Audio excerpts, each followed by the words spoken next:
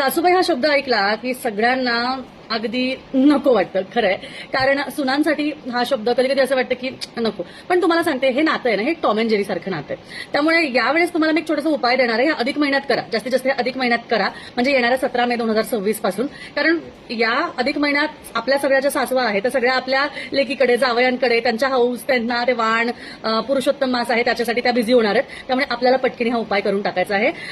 काय करायचं आहे तुम्हाला सांगते. जर तुम्हाला असं वाटत असेल की तुमच्या आणि तुमच्या सासूमध्ये छान असं नातं तयार व्हावं, गोडवा निर्माण व्हावा, आंबट गोड तिखट असंही नातं असावं, कारण त्याशिवाय सुद्धा त्या नात्याला चव नाही. आणि त्याचमुळे तुम्हाला एक गोष्ट करायची आहे बघा. तुम्हाला तुमच्या सासूबाईंना एक गोष्ट या महिन्यात गिफ्ट द्यायची, गिफ्ट म्हणून द्यायची.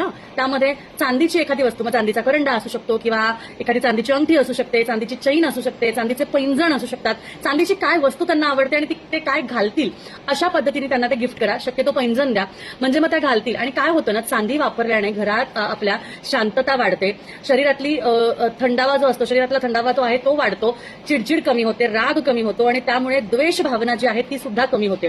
किंवा एक गोष्ट आहे, अधिक मासात आपल्या आईची ओटी भरतात, तशाच पद्धतीने आपल्या सासूचीही ओटी भरतात अशी मान्यता आहे.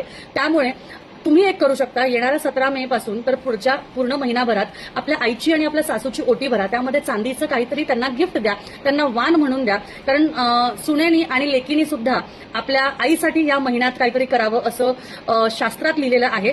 त्यामुळे त्याचेही अनेक फायदे आहेत. ते हवे का तुम्हाला, ते समजून घ्यायचे का, कमेंटमध्ये सांगा, नक्कीच मी सांगेल. आणि अजून अधिक महिन्याबद्दल काय माहिती हवी आहे हेही मला कळवा.